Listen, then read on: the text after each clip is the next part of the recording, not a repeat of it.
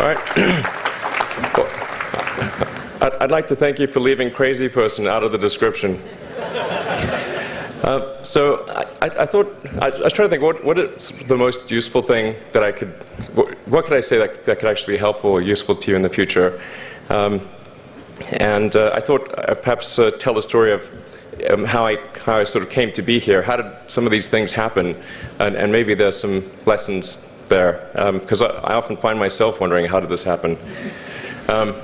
So when I was young, I didn't really know what I was going to do when I got older.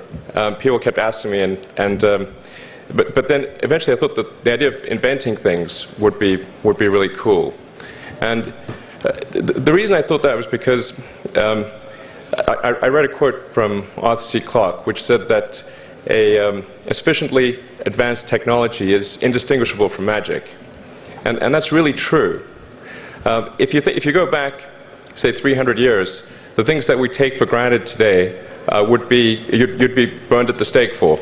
Being able to fly, that's crazy. Being able to see over long distances, being able to communicate, having effectively with the internet a group mind of sorts, and having access to all the world's information instantly from almost anywhere on the earth.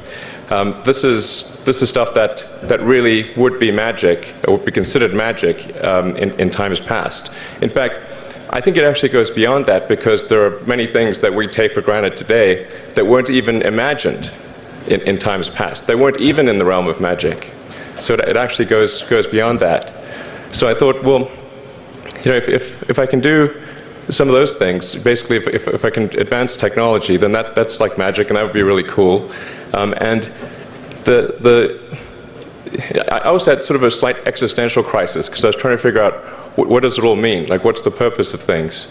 And I came to the conclusion that if we can advance the knowledge of the world, if we can do things that expand the scope and scale of consciousness, then we're better able to ask the right questions and become more enlightened, and that's really the only way forward. So I studied physics and business, because I figured in order to do a lot of these things, you need to know how the universe works, and you need to know how the economy works. And you also need to be able to bring a lot of people together to work with you to create something, because it's very difficult to do something as an individual if it's a significant technology.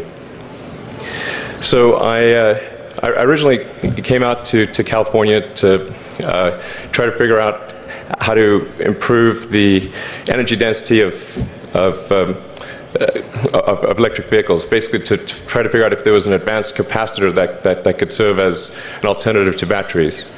And that was in '95, and that's also when the internet started to happen. And I thought, well, I can either pursue this technology where success may not be one of the possible outcomes, which is always tricky, or participate in the internet and be part of it. So I decided to drop out. Now, obviously, fortunately, we're past graduation, so I can't be accused of recommending that to you. So did some internet stuff. Did a few things here and there. One of which was PayPal. And I think maybe it's helpful to say one of the things that was important then in the creation of PayPal was kind of how it started, because initially the initial thought with PayPal was to create an agglomeration of financial services, so to have one place where all of your financial services needs would be seamlessly integrated and work smoothly. And then we had like a little feature which was to do email payments. And whenever we'd show the system off to someone, we'd show the hard part, which was the agglomeration of financial services, which was quite difficult to put together. Nobody was interested. Then we'd show people email payments, which was actually quite easy, and everybody was interested. So this is I think it's important to take feedback from your environment. You want to be as closed loop as possible. So we focused on email payments and really try to make that work, and that's what really got things to take off. But if we hadn't responded to what people said, then we probably would not have been successful. So it's important to look for things like that and focus on them when you see them, and you correct your prior assumptions. And then let's get some more. Going from PayPal, I thought, well, what are some of the other problems that are likely to most affect the future of humanity? It really wasn't from the perspective of what's the rank-ordered best way to make money, which is okay, but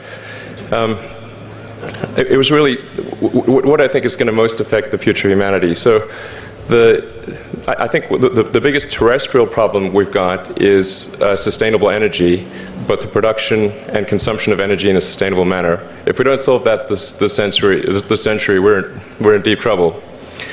And then the other one being the extension of life beyond Earth to make life multiplanetary.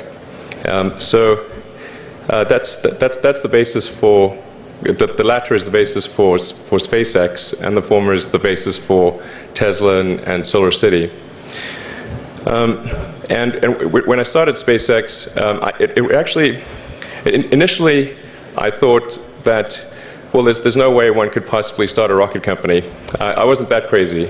But then I thought, well, what is a way to increase NASA's budget? That was actually my initial goal.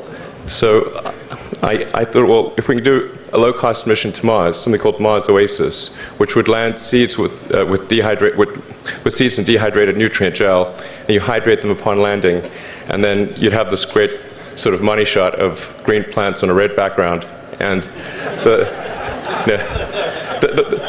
public tends to respond to precedents and superlatives, and this would be the first life on Mars, the furthest that life's ever traveled, as far as we know. And I thought, well, that would get people really excited, and therefore increase NASA's budget. So obviously, the financial outcome from such a mission would probably be zero. So anything better than that was on the upside. So I actually went to Russia 3 times to look at buying a refurbished ICBM.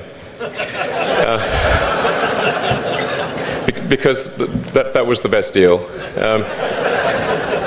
And I can tell you it was very weird going there in late 2001, 2002, going to the Russian rocket forces and saying, I'd like to buy 2 of your biggest rockets, but you can keep the nuke. That's a lot more. That was 10 years ago, I guess, so they thought I was crazy, but I did have money, so that was okay. And after making several trips to Russia, I came to the conclusion that actually my initial impression was wrong about because my initial thought was, well, that there's not enough will to explore and expand beyond Earth and have a Mars base and that kind of thing. But I came to the conclusion that was wrong. In fact, there's plenty of will, particularly in the United States, because the United States is a nation of explorers, of people who came here from other parts of the world. I think the United States is really a distillation of the spirit of human exploration. So, but if people think it's impossible, then, or it's going to completely break the federal budget, then they're not going to do it. So after my 3rd trip, I said, okay, well, what we really need to do here is try to solve the space transport problem, and started SpaceX. This was against the advice of pretty much everyone I talked to. One friend made me sit down and watch a bunch of videos of rockets blowing up. Let me tell you, he wasn't far wrong. It was tough going there in the beginning because I'd never built anything physical. I mean, I'd built like little model rockets as a kid and that kind of thing, but I'd never had a company that built anything physical, so I had to kind of figure out how to do all these things and bring together the right team of people, and so we did all that and then failed 3 times. It was tough going. Because the thing about a rocket is that the passing grade is 100%, and you don't get to actually test the rocket in the real environment that it's going to be in. So I think the best analogy for rocket engineering is like if you want to create a really complicated bit of software, you can't run the software as an integrated whole, and you can't run it on the computer it's intended to run on. But the first time you put it all together and run it on that computer, it must run with no bugs. That's basically the essence of it. So we missed the mark there. The first launch, I was picking up bits of rocket near the launch site. It was a bit sad. But we learned with each successive flight, and were able to, eventually with the 4th flight in 2008, reach orbit. And that was also with the last bit of money that we had. So thank goodness that happened. I think the saying is 4th time's the charm. So we got the Falcon 1 to orbit, and then began to scale that up to the Falcon 9, which is about an order of magnitude more thrust. It's around 1 million pounds of thrust, and we managed to get that to orbit, and then developed a Dragon spacecraft, which recently was able to dock and return to Earth from the space station. That was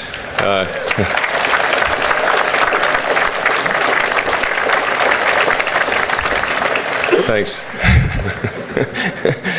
That was a white-knuckled event.